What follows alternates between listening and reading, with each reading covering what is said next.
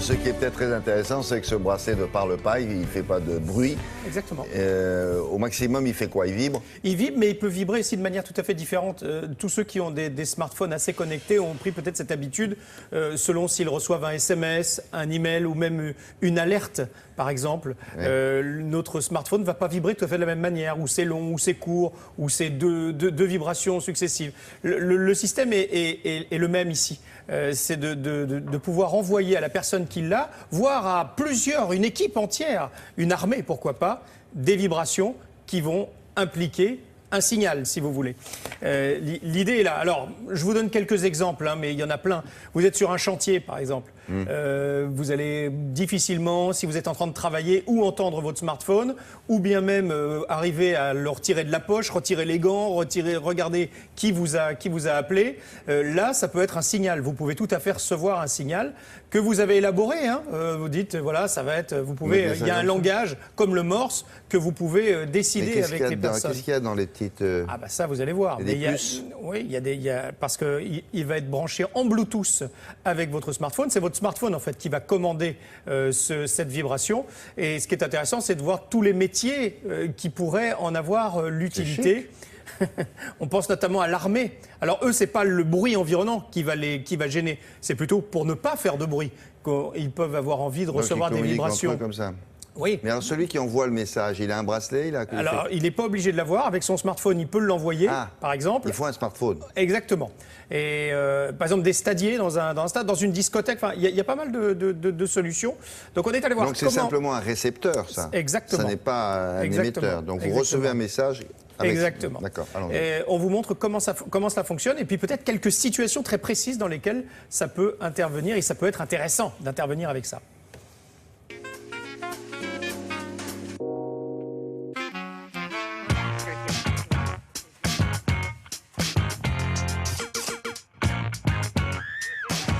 L'idée est assez simple, c'est qu'on a créé un produit qui permet de communiquer en toute situation, sans parler, sans écrire, sans écran, juste en utilisant le sens du toucher.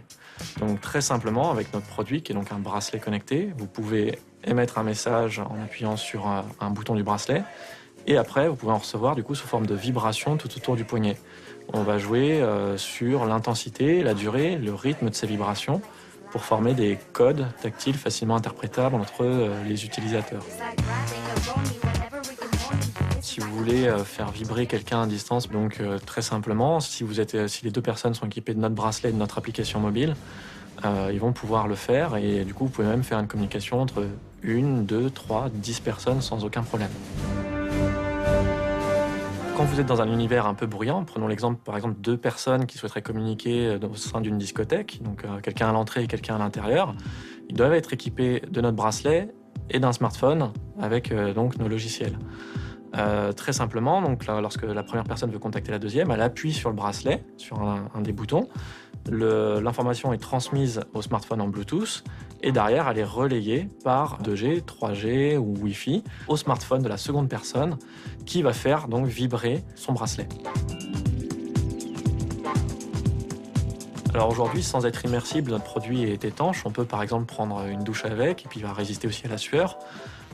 Concernant l'autonomie, on a une autonomie moyenne de 8 jours et il se recharge donc par un port micro USB standard.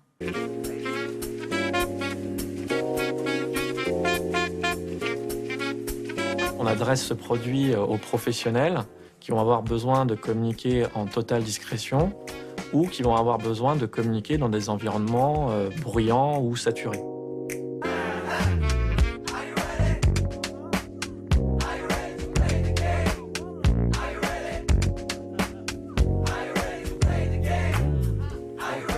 Quand il reçoit le message, il s'allume.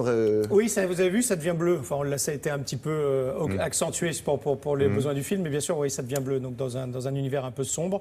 Alors, ils ont obtenu le Grand Prix du Printemps du numérique, et du coup, ils se sont vus attribuer une place, c'est comme un peu la Coupe d'Europe en football, pour aller à Las Vegas, toujours ce grand salon du numérique, qui est le grand salon mondial. Ils ont eu le droit d'avoir une place pour aller exposer là-bas, et peut-être aller chercher un marché américain. Oui. Oui. C'est plus un vol qu'il faut prendre, c'est un charter. Tout le monde veut y aller là-bas. Non, mais lui, c'est surtout lui qui veut y aller. Les autres. Vous voulez aller à Las Vegas, vous, hein? Oh, bah, nous y sommes déjà allés, mais voilà. si vous insistez. Et d'ailleurs, cette platine ira aussi à Las Vegas. Elle a également gagné un prix. Alors ça peut être une très bonne idée de cadeau de Noël, notamment si vous avez peur que vos enfants sortent en boîte là, pendant les vacances.